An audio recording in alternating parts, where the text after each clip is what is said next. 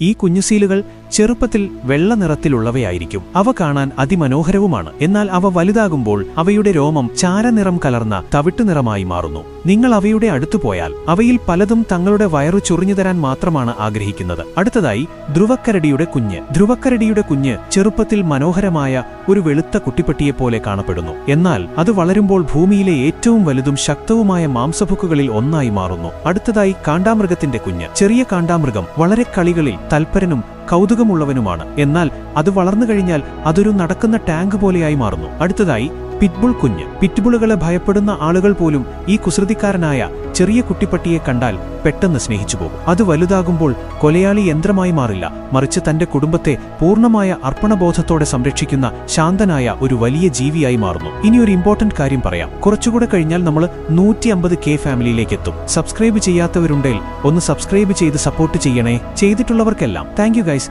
അപ്പൊ എങ്ങനാ നമ്മൾ ഒരുമിച്ച് മുന്നോട്ട് പോവുകയല്ലേ?